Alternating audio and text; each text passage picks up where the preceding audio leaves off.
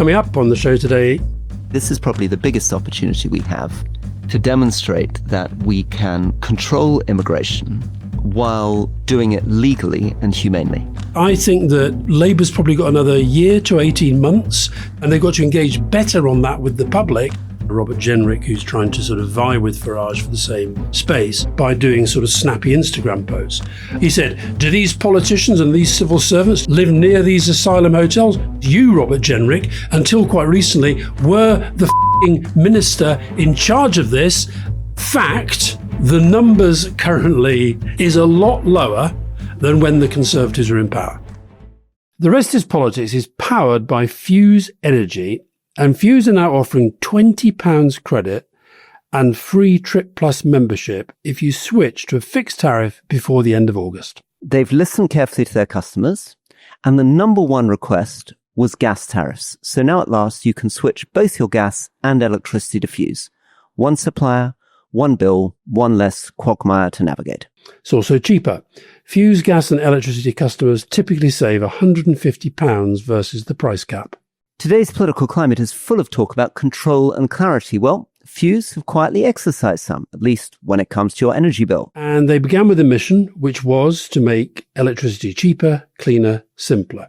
And Fuse now supplies over 50,000 homes across the UK, all done quietly, efficiently, and without a single campaign bus tour. Fuse's support is available 24 hours a day, 7 days a week, with real people replying in under 2 minutes. So go to fuseenergy.com/politics to switch your gas and electricity to Fuse and get your £20 credit and free Trip Plus membership.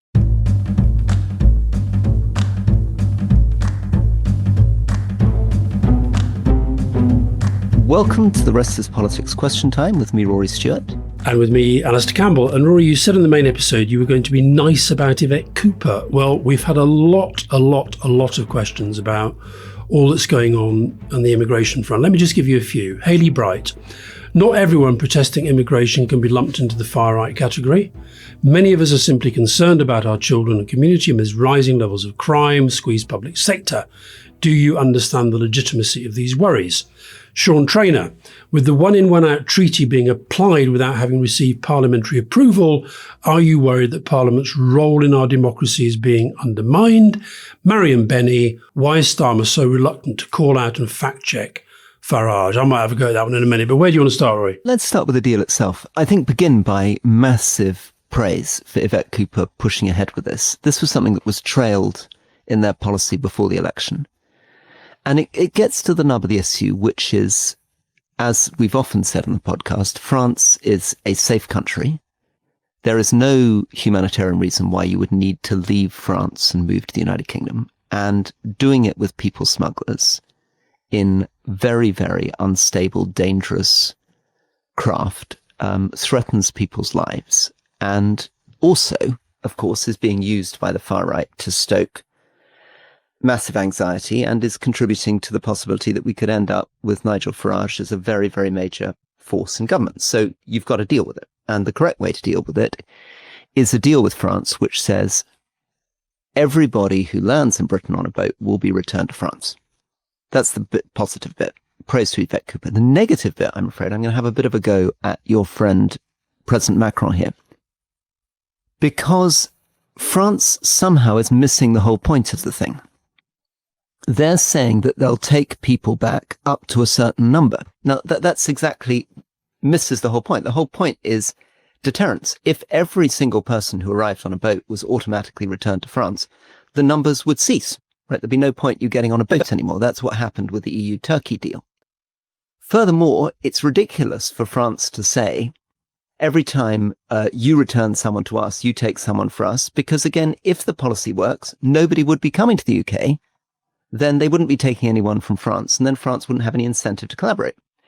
The real structure, which is what Yvette Cooper and I think the British government wanted to push for, says everybody returns back to France, but Britain will undertake to take a set number of asylum seekers from France every year, regardless of how many people arrive. And final thing, if Macron can develop the courage and the detail to get this right, and I think Germany should get behind it, the European Union should get behind it, we have a model for what could happen in the Mediterranean for dealing with immigration in the Mediterranean, because we would have proved that there is a legal, court-approved, perfectly reasonable method of dealing with this kind of illegal migration. And it could then be extended to safe third country return from people arriving on the European borders. Interesting. The reason I gave you the open door to mock me over my calls to some of the Securocrats about Palestine action was because actually we said last week we were going to talk about immigration. So I was talking to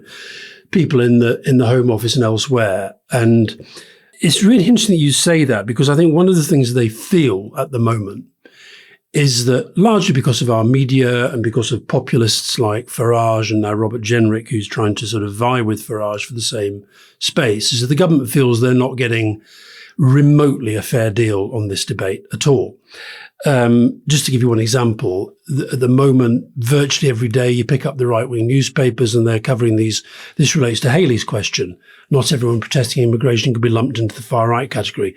These are people often presenting themselves as concerned mothers outside hotels that are currently housing asylum seekers. Now, fact, the numbers currently being held in asylum hotels is a lot lower than when the Conservatives were in power. Is that a fact that the government has been able to land with the public? It would seem not. Much, much harder when you do have the media that we've got and the populist politics that we've got. This relates to Marian's question. Why is Starmer so reluctant to call out and fact check Farage? Very good example this week. Farage posted a video purporting to be of men with brown skin arriving on a beach shouting Allahu Akbar. And Farage saying, these are the sort of people that Starmer's sort of letting into our country. Turned out it wasn't our country at all. It wasn't 2025. It was years ago. And then Jenrick, I'd be fascinated, Rory, what you think about Jenrick's positioning, because what Haley's question relates to. Jenrick did a social media post, and he's becoming like Liz Truss. He thinks he can become leader of the Conservative Party by doing sort of snappy Instagram posts. And he turned his Instagram post, presumably at the Mail on Sunday's request, into an article headline, "I care more for my daughter's safety than the rights of foreign criminals. That's why I support every peaceful protester outside an asylum hotel." If you want to study populism at its most venal, there you have it. I care for my daughter's safety more than the rights of foreign criminals. Find me a parent who doesn't.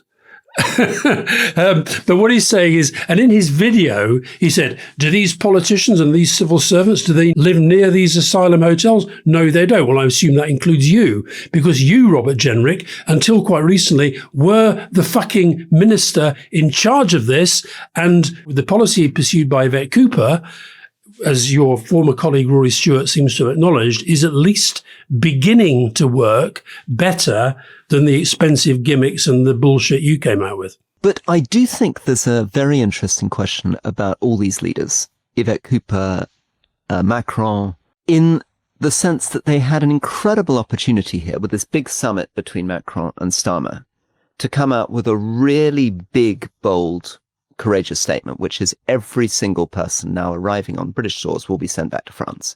It would have been a fantastic headline and achievement. I'm very confident it would have stopped the issue overnight. So why didn't they do it? Why did they both miss the opportunity by going for a sort of technocratic fix? And this is where I think the flaw is. They're not doing spectacular, courageous stuff when all the world media is looking at them, which allows them to appear decisive. They get into these sort of slightly overly detailed, half-hearted things, which in the end run the risk of being the worst in all worlds, because somehow the French government doesn't get it. The point of this needs to be to stop this. And the way you stop it is every single person who comes over is returned. This is what we said at the time when this deal was done, is that it's a step. I think nobody should project this as the sort of, the thing that's going to end it. But they shouldn't do it as a step. No, but wait a minute. But Rory, the point I was going to make, we said at the time, that we wondered whether the European Union, the Commission and all the member states would buy this, because there was a worry amongst some of the European Union member states that this would be basically France able to lob its problems further south to some of the countries that are already dealing with this. So I think, having got the principle accepted, I hope that what then happens, that this is taken to the next stage. So I agree that it's not I think one of the points that Yvette Cooper does quite well, she doesn't, and this is in direct contrast to when Jenrick was in charge, she does not say, we're doing this and this is going to sort it. She says this is really quite difficult, really quite complicated. It involves a lot of international cooperation, and that is what we're building. And I asked them at one point last week, I'll send it to you and you can have a look at it. I asked them to send me a kind of catalogue of all the different things that they've been trying, that they've been doing, the different initiatives, the different meetings, etc. Nobody can say she's not putting the work in. And I think that is part of the battle, because where you're right, and listen, I really worry about this issue, because I think that Farage, he's becoming ever more reckless, I think, in his exploitation, because I think he will be feeling slightly under pressure from Jenrick. And I'd be fascinated to know what you think of Jenrick's kind of transition from this sort of Cameroon figure to this sort of, Liz Truss on steroids, Instagram guy wandering around making ever more kind of extreme statements, because he knows that's what plays into this kind of right-wing Conservative Party vote that he wants to have when Kemi Badenoch falls off her perch. But I think that Labour's probably got another year to 18 months to carry on with this style, to do the sort of detailed stuff, and at the end of it to be able to say, look, it's not perfect, but with this is the progress that we've made. Bearing in mind that their opponents, including the press, and it is amazing if you think about it, Rory, if you read The Sun, The Mail, The Telegraph, The Express, The Times, etc., you would think that there had been no asylum hotels until Keir Starmer became Prime Minister, when in fact Labour have got fewer people in fewer hotels than was the case when they were elected.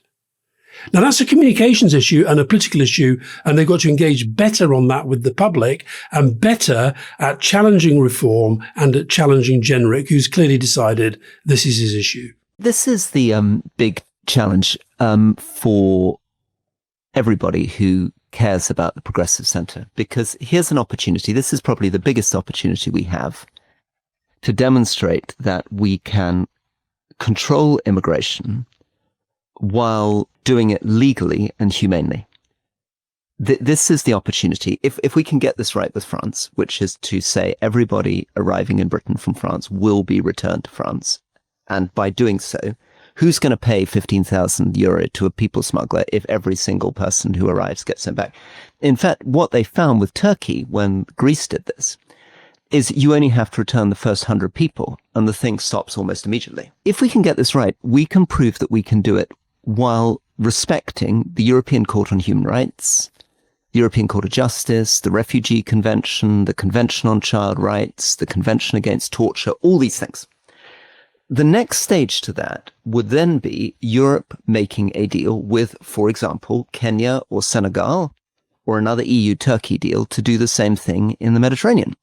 Because what they will have established is exactly what the far right keep claiming, from Farage to Trump to the AfD, which is we've got to ignore all international law. We've got to rip up the European Convention on Human Rights, because the only way to deal with this issue is to break the law, break all international conventions, and take the world back to where it was before the end of the Second World War. So Britain and France got to get this right, and then Europe's got to get this right, because it's in Europe's existential interest actually to make sure Farage doesn't end up leading the United Kingdom, and that the AfD doesn't end up leading in Germany. It's on 25%, even though the German economy isn't in the trouble it might be in 2 or 3 years' time. So, yeah, I think the stakes couldn't be higher, but because of that, we need to hear the courage. And final point to you, I still don't quite get why Starmer is not calling out Farage more. There should be huge possibilities in saying, no, you're lying about your crime statistics. I mean, you see people, oddly, people like Fraser Nelson, the ex-editor of The Spectator, very much on the right, seems to be more consistent in making the arguments for multi-ethnic Britain, making the arguments around crime than some of the Labour leadership is. I mean, given it's a progressive government, why are they not finding this huge opportunity to stand up for the values that most Labour voters deeply care about? Well, what's interesting about this, I said ages ago, even before they got elected, that Labour should have a team of people, including MPs, who basically get on with their day jobs, they're MPs, they're doing their constituency stuff, etc., but give them the job of taking down Farage and taking down Reform. And you see bits of it. There's a guy, Mike Tapp in Dover, I think does quite good stuff on social media. But, with all due respect to him, how many of our listeners would have seen that, been aware of it, don't know. Keir Starmer then made that big speech, really going for reform. But that was a one-off. I didn't see the sort of campaigning coming through on the back of it that said, right, we say you're going to be you're a big threat to the country. This is how we deal with big threats to the country. We take them down. And I still think they're in that mode of not quite deciding whether if they go after him very, very hard, it somehow plays into his hands. But I think if you cannot allow somebody like Farage to get away with constant misinformation, with constant polarization, with constantly getting, this line that all of these people are decent people. Some of them are decent people. Some of them are decent people with a genuine concern that you have to address. You've made that point. They have to sort the issue. But where it is being whipped up by the Tommy Robinsons and their ilk, and you've got to call it out. And then the other thing to bear in mind, we're going to talk about Corbyn in a minute. Jeremy Corbyn's always been a leader who doesn't really like having people to the left of him. Okay? And that's why he's going to be quite comfortable in this position that he finds himself in now. Nigel Farage wants people to the right of him. He wants the Tommy Robinsons, Stephen Yaxley Lennons. He wants to be able to say, they're not us. I think Labour should be saying, I'm sorry, you're part of the same tribe on this. And call that out a bit more.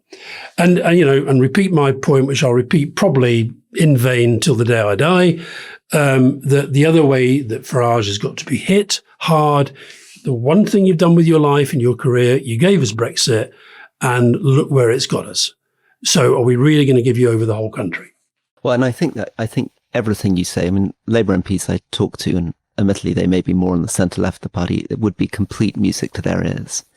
They're horrified because what they see is that everything from the statements on immigration to the Palestine action stuff all feels to them as though Labour is chasing Farage votes rather than standing up for the values that most Labour MPs profoundly believe in. And one of them, obviously, would be consistently talking in defence of minorities. And that's also, I think, why they were quite worried by some of the positions the government took on trans issues too, because, as one of them was saying to me last night, there is a very, very strong belief, rightly or wrongly, in the Labour Party that if you start attacking one group of minorities, it doesn't stop. You should stand up for minority rights, full stop. Here's a question for you from Tom Yardley, Trip Plus member from London. In the scenario where Labour became as unpopular as the Tories were prior to the last election, it's coming down to Corbyn versus Farage. Who would you vote for? There we are, Alastair. Go on, we're putting you on the spot here. No, Rory, Tom Yardley did not pose that question to me. He posted to both of us. So, Rory, who would you? No, I would. Look, I've, despite being expelled by him, I did at one point vote for Jeremy Corbyn to be Prime Minister. I voted Labour. Not a complicated question for you, no. But I don't think that is going to happen. I don't think that is going to be the choice. But I do think this is what's so interesting about what's going on, is that we are on the cusp, certainly, and maybe we're already in it, of becoming a kind of European-style multi-party democracy in a first-past-the-post system. So it's not impossible that somebody could end up becoming Prime Minister, and including with a majority in some scenarios, by getting a quarter of a very low turnout. So I've answered the question very directly, Mr. Stewart. Who would you vote for? Corbyn or Farage? It's a pretty horrible choice, isn't it? But probably narrowly, I'd go with Corbyn. And not just because of his beautiful ears. Now, Alastair, on this, just remind us for a moment, because This European story is very interesting, isn't it? As you've reminded us on France, but I'm not sure everybody's fully taken this on board. Basically, the French equivalent of Conservatives and Labour kind of almost disappeared and were replaced by a centre, a far right and a far left. And that's happened in other European countries too. Just quick reminder on that, because I do think it's relevant to your point about European democracies. Take Germany, the biggest country in the European Union. So they've currently got another grand coalition. So the two main parties have now come together to form a government. Right, but nobody should read from that's basically the public saying, we really support the two parties. This has happened because they're the only two that could come together and form a majority. We've talked a lot about Holland, where the Wilders is a very, very, very, very powerful force. And he's the kind of, the Farage of the Netherlands. Even in the kind of Scandinavian democracies, we've seen coalitions forming between parties that you wouldn't necessarily expect to work together. So I think that is a sort of European trend. One of the other things I read this week was actually about the numbers of parties. When you put them into the different families, the numbers of parties on the far right is still growing. I mean, it'd be very, very interesting to see what goes on with Corbyn, because, of course, I think Labour's response on this has to be very careful and quite clever, because I think part of them think, and their initial line was, the guy has been rejected twice. Well, okay, but he got almost 40% of the vote. And Labour and Tory between them in the polls right now are around about that, if not slightly below it. The other thing I think Labour should be careful of is to understand that Corbyn is going to become, in terms of when he gets this party up and running, if he does get up and running, you can have Farage to the right, Corbyn to the left. Corbyn, in previous elections, the media has been trying to kill him because he might have become prime minister. Okay. This time, the media will be using him like they're using Farage now to try to undermine the Labour government. That's a very different dynamic. A couple of quick things. I mean, firstly, there's an interesting parallel, as you just pointed out, with Germany and this, not the Wagenknecht party on the far left, but Die Linke, which has just brought in a charismatic young leader, maybe their equivalent to Zara Sultana, and is now up, I think, well up above 10% in the polls. A second thing, what an very strange party this new Jeremy Corbyn party is. Jeremy Corbyn, of course, collects around him a very, very diverse group of people, including these people like Andrew Murray, who grew up, I think I'm right in saying, in sort of proto-communist, Trotskyite bits of the Labour Party. And when they're interviewed by people like the New Statesman, it's absolutely extraordinary. I mean, they talk in this incredibly complicated jargon about their party's procedures and their mechanisms. So one of them says, we have to aim to support extant popular institutions, organised labour, cooperatives, anti-war groups, and build new ones, bill payers' unions, boycott campaigns to lay the foundations for an effective socialist electoral challenge. And then Murray replies, an umbrella alliance would fail to articulate a coherent oppositional politics, while a centralised party could struggle to incorporate independent forces. A party with an affiliation model might be one way of squaring the circle, but whereas Schneider envisions a largely extra-parliamentary organisation, Murray hopes to establish, anyway, goes on and on and on in this kind of way, a credible parliamentary bloc that could use its national profile to mount a genuine systemic challenge. Its main goal should not be to create such forms of associational life, rather than using the party to reconstitute the working class. The party could create the space for the working class to reconstitute itself. Ah, well. When you were coming into Labour politics, were you somewhere on the fringes of your world, people talking in this highly kind of theoretical... I mean, it's almost, he sounds like a German philosopher at times, right? My newspaper, The New World, one of my fellow columnists, Paul Mason, who flirted with Corbynism for a while, but he's become like a lot of people who dip their toes into this sort of politics. He's come out absolutely horrified, and he's written a very good column this week analysing the education of people like Andrew Murray, James Schneider, who you mentioned, Seamus Milne, Corbyn's right-hand man. Seamus Milne went to Winchester, Schneider went to Winchester, and according to Paul Mason, the school that Andrew Murray went to, the current annual fees are £45,000. So, and this is, if you go back to the 30s, Paul's very interesting on this as well. You go back to the Communist Party of Great Britain, which is kind of back in the 30s where these guys would probably be. It was full of public school educated kind of, intellectuals who were telling the working class what was good for them. And of course, these people wouldn't really understand the lives of the working class much at all. And the other thing you've got to say about Jeremy Corbyn, when he was leader of the Labour Party, he was kind of doing his own thing, but he was a lot more constrained than he will be with this.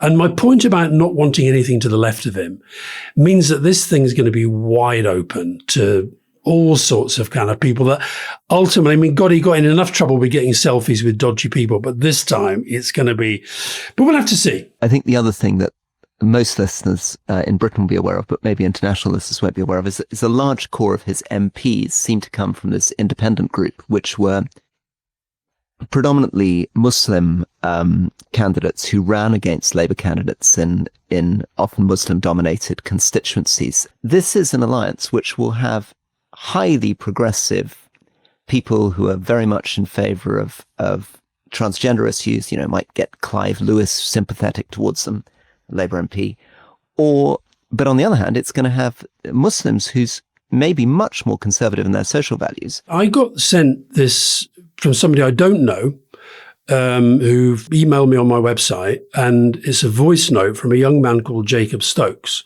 And I've checked out with him. He's happy for us to use this. I'd be really interested in your reaction. I've edited it down a little bit, but he's a young guy, early 20s, from the north of England, currently studying in the south of England. But just have a listen to this, because I think this speaks to what we've been talking about in this episode so far about immigration, about Farage and how he exploits it, and also about Corbyn and Labour. I think I record this because I'm disillusioned, disenchanted, and probably distraught by the way that the UK seems to want to do politics, either on the far right with Farage and the weaponisation of immigration, the lack of care for detail, the lack of care for complexity, typical populism, and the proposition that we'll leave the ECHR and become brothers in arms with Russia and Belarus as the only free nations to opt out of the ECHR. And then on the far left, we've got Corbyn promising to renationalise everything that ever existed and to bring about world peace and bring about human rights across the world. For me, as a person who genuinely believes in the centre ground, I don't relate to either of those parties. I don't relate to either of those people and either of those people's history. What I do relate to is rational debate, a rejection of populism, and a true belief in the centre. But come 3 years' time, when the UK goes to the ballot box, who the fuck do I vote for? I can't vote for Labour. Massive failure in communication, a pandering to the far right, a government that seemingly changes with the wind, a reactionary government that cannot communicate what it actually believes in. I can't vote for the Tories. 10 years of failed leadership, a no-deal Brexit, and a tendency to appease the far right in their own party. Reform, need I say any more? Of course I won't vote for reform. And then you've got Jeremy Corbyn's new party, which fragments the left and makes it more likely for a reform government based on the polls. So where the hell do I go? Where the hell do many people that I do genuinely believe we represent, not just me, but the fact that Rory and Alastair have the most popular political podcast in the UK. Where the hell do those voters go? We cannot wait and let this pass us by. And now I'd love to step out of my door and create a movement. But the reality is I don't have that leverage. But you two do. You both have that leverage. Please, I beg you, create a party for the centre ground and let's fight. I mean, it's very, very powerful. And he's right, isn't he? Because it's everything that this podcast has been about from the beginning. And look, none of this is easy. because setting up a new party is shattering and often humiliating and painful. I went through a horrible experience trying to run as an independent in London, and I really, I felt that it was something that was probably not something you could do in a year. It felt to me more like something I'd have to keep chipping away at over 10, 15 years before you'd really get into position. But part of it, it's just a small part, is this question of how does the centre ground act boldly? We talked about migration as an example. I think that's an example of how we could answer his challenge. Explain how you can be humane, respect European Court and human rights, and deliver. And stop giving the impression that the only people who can do things are the far right. I think this is the risk. Trump's created this world which Farage is feeding into, which is we're the only people who can get anything done because we just ignore international norms, we ignore courts, we can just crash it through. But yeah, it's the big challenge of our age, isn't it? And I don't know. How do you struggle with this? You presumably continue to believe that the Labour Party can be the vehicle to do that. Well, fun enough, I had an exchange with Jacob after he sent the voice notes, not least to ask his permission that we could use it. And I think I do, yeah. But I think the Labour Party really, really needs to listen to what he's saying. He's 23, I think, and obviously coming from quite a left-wing family, left-wing background, but feeling that what he sees of the Labour government so far is not inspiring him. And it's the old Harold Wilson thing, the Labour Party is a moral crusade or it's nothing. I sense of him that he'll get re-inspired, he'll get re-engaged if he's re-inspired. And what's inspiring him at the moment is a sort of a mixture of fear and anger. And as he says, he's distraught. And he's looking to us to think, well, you guys have got a lot of listeners and, people seem to like your podcast. I've got to be honest, whenever people say to me, as they often do, please get back, please get engaged, please do this, please do that, there's a part of me that feels kind of moderately flattered, but inside I feel a sinking because it's the point that you make. It's like, well, how? It's bigger than anything that we're talking about. The things we're talking about are big, but to do that, and I really, maybe this is the tribalism, when Corbyn is asked, Neil Kinnock has this line, it's going to become, Nigel Farage assistance group. Now, up to a point, that's obviously clearly right. But Corbyn's answer to that is, well, I'm the only one out here who's constantly attacking the reform agenda. That will be his argument. His argument would also be that he's partly there because Zara Sultana was suspended by Labour. And he was expelled. And he was expelled. And that and this is the point Labour MP was making me yesterday, that when you guys were in, you actually tolerated what Corbyn was up to, and I suppose what Tony Benn was up to and the rest of them. You didn't do this. That in some ways, this is a problem of Starmer's own making.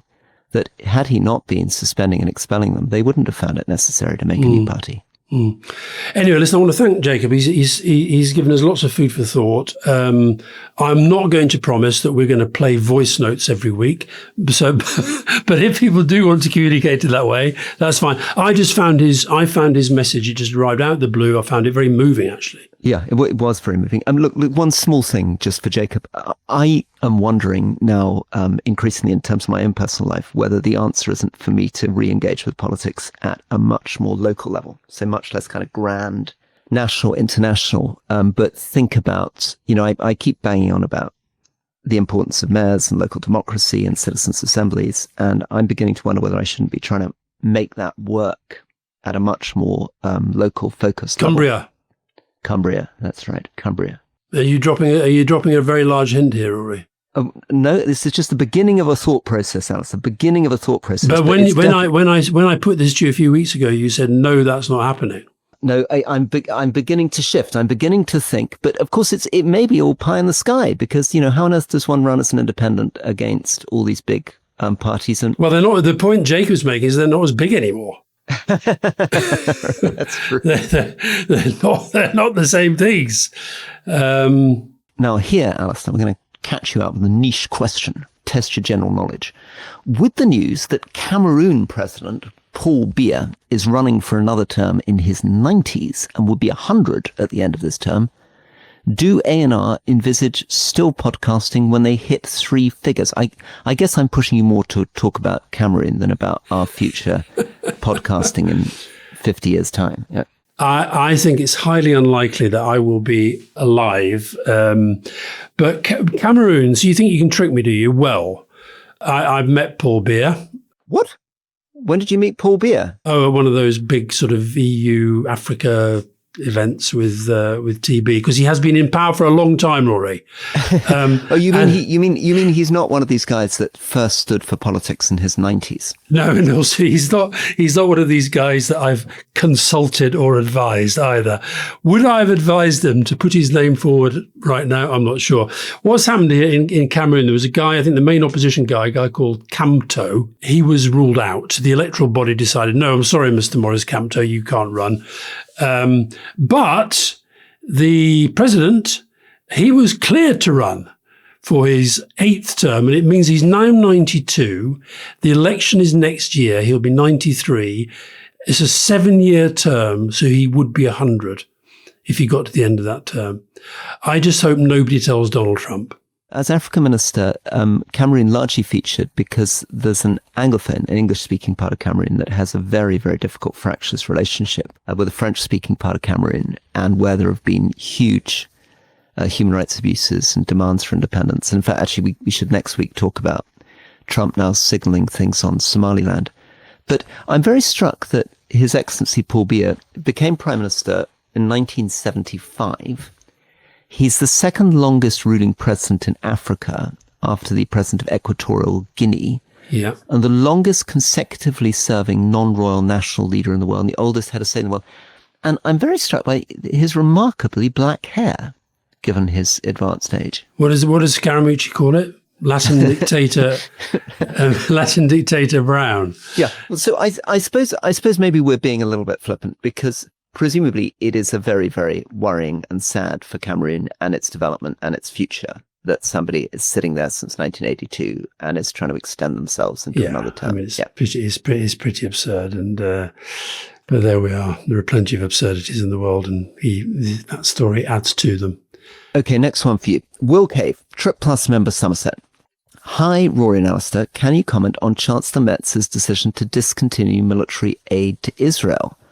How will this affect Germany's post-war relationship? Will America plug the gap? Or is even Trump beginning to sense that he has something to lose by continuing to supply weapons to the pariah state? Well, this is a big deal. He hasn't, as it were, suspended all arms to Israel. He's done what Britain did a while back, which is essentially saying we're not sending any arms to Israel, which might be used in Gaza, which when Keir Starmer did it, he got criticised on both sides. Israel saying this is sort of rewarding Hamas, and people on, the sort of progressive side of politics basically saying this doesn't go far enough. But this is a really, really, really big deal for Merz to do this. And it's not without controversy. He's actually, he's only about 100 days in, and he's starting to come in for a lot of internal criticism because of this.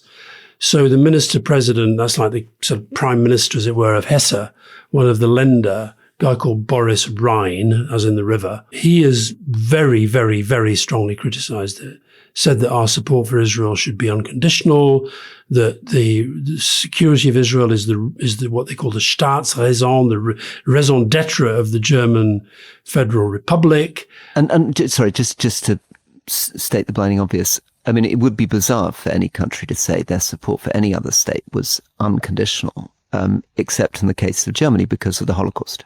Exactly. And therefore that sense that they have this immense moral obligation towards Israel. Yeah. Germany's position, though, is such a major problem because France, Saudi brought together this plan for Gaza, which Canada and the UK joined.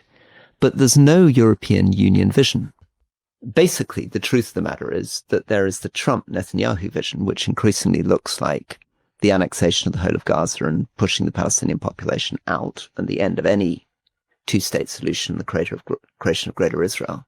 And then there's what ought to be an alternative peace plan, but that's being stymied because Germany won't come on board. I mean, that's the big obstacle to getting a common European position, isn't it? Well, I guess one of the reasons why those who are very, very much on the Israel side, of course, the Israeli government, but also their allies in different parts of politics. And my God, Rory, have you seen how many American politicians have taken their summer holiday in Israel? It's quite amazing. The Republicans, including Johnson, the speaker. who shut down Congress early. But I think what others are trying to work out is whether this is a step by Merz. But he's certainly had a backlash already. And of course, the other thing that's happened this week is Australia. So you were saying recently, Rory, that you thought it had been so much stronger if Britain and France had done the Palestine recognition move together. And I think what Macron would say is that he wanted to be seen as the leader of this move. So it's gone France, United Kingdom, then Canada, and now Australia. Also come out. So a lot of these kind of key middle countries, as it were, and of course in the UK and France's case, members of the United Nations, permanent members of the United Nations Security Council. So they go to UNGA, United Nations General Assembly, in September, and they would argue there'll be momentum behind this. And I think what some in Germany are thinking, I have my doubts, I've got to be honest, is Merz kind of eventually moving in that direction. I don't think we're going to see that, but this is a big, big deal, what Merz has done, and he's already facing a backlash. Yeah, but just imagine a different world for a second, just before we get into the last question, which is where actually a very detailed, consistent plan was worked out between all these major countries and released together. Because the problem with what Macron's doing is it sounds great on the surface, but what he's actually created is a situation where every single one of these countries has set different conditions for recognition. Yeah. Different nuances on what they're doing. So it doesn't actually end up being a block. It's a divided, disunited series of people grandstanding, all of them using the opportunity to play to their own domestic audiences. But what it isn't is where the West needs to be in the absence of America, which is confident people really getting that balance between the big picture and the detail and doing it together. It's the only hope that Canada, Australia, UK, Europe, and I'd hope Japan, South Korea and others can really have of shaping the world in the future, is if they stop this business of endless sort of individual statements, little bilateral statements, but actually start to rebuild an idea of what their vision is for Palestine, what their vision is for tariffs, what their vision is for nuclear weapons, what their vision is for AI. Right. Okay. Last question from me. Bertie, Trip Plus member, Manchester. As a young person, he's 13. Where do you think the line should be, if there is one, for how aware children should be in geopolitical affairs on subjects such as Israel, Palestine, etc.? And reminder quickly that Question Time is being released for non-members on A-Levels results day for school students in England, Wales and Northern Ireland. Now, what's your view on how deep one goes into... I'm struggling with this with Sasha and Ivo, because they're always either hearing fragments of podcasts and they're hearing Shoshana and me debating Israel, Gaza, and the 8-year-old keeps popping in and saying, who are the good guys? Who are the bad guys? And they've developed increasingly extreme views on Donald Trump, which they share with everybody they meet on an American bus. Well, they're big fans, are they? And no, unfortunately, for their relationship with people in the south of the United States of America, they seem to believe that Donald Trump is about as evil as they get. Oh, well, good for them. Good for them. Well, look, Bertie, the first thing is, as a young person, as you know, Rory, I think politics and citizenship and engagement should be taught in primary schools. And I've written a book to that effect, available in all good bookshops. And I've written one for people of your age as well, Bertie. Alastair Campbell Talks Politics. And one of the reasons why I think Jeremy Corbyn, to go back to that subject, this is another threat to Labour. When you look at the polling, he's very popular with the 16 and 17-year-old demographic, a certain section of it. So the fact is, I think it's in all of our interests for young people to feel that they should be engaged in politics. I'm horrified sometimes about how little... I met somebody the other day, a young British kid, knew nothing about the history of Northern Ireland, nothing. Didn't even know there'd been a peace agreement. And I thought, God, we put in all that bloody work and you don't even know what we did. So I think that sort of stuff we should be teaching our kids pretty young. I agree.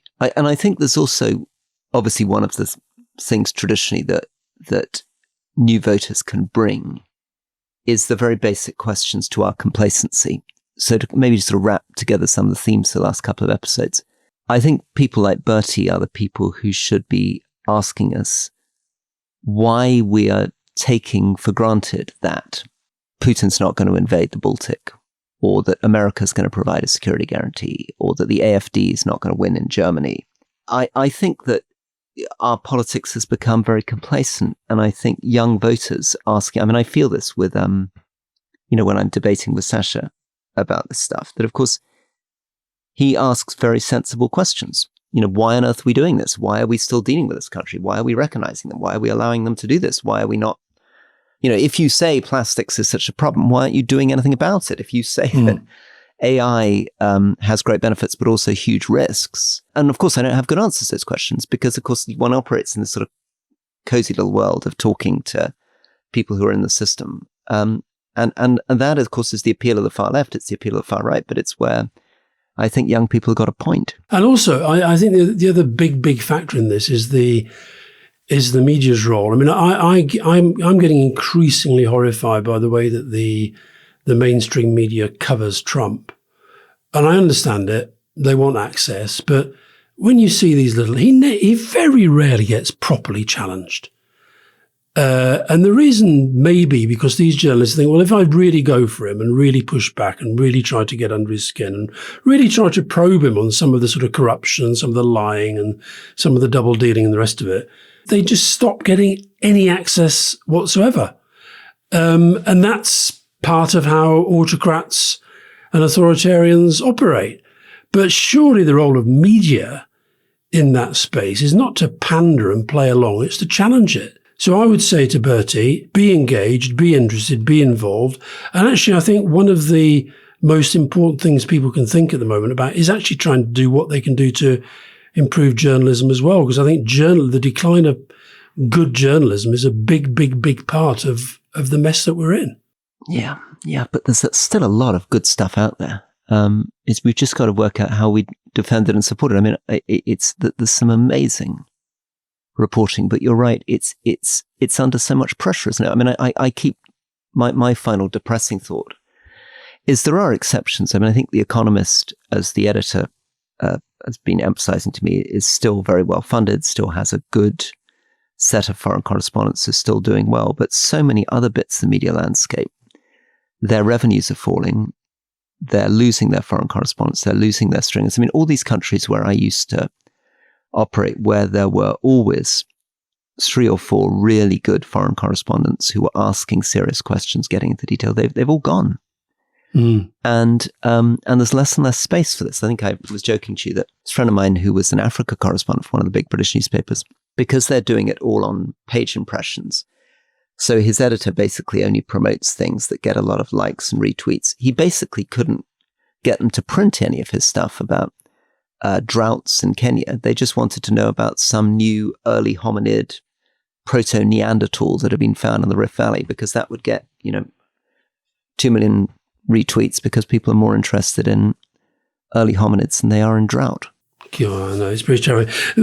One sort of sliver of nostalgic good news. I decided this week, Rory, I wasn't going to do anything apart from the podcast. I've been sort of vaguely trying to not work all the time, so I've not been doing any other stuff. But I had a whole wave of bids asking for me to talk about on the radio and the television and newspapers about this, apparently this new wave, this trend on TikTok of romanticized videos about the new Labour era. and what somebody's called Charlie, who one of these accounts says she's engrossed by the Blair Brown Mandelson Campbell psychodrama.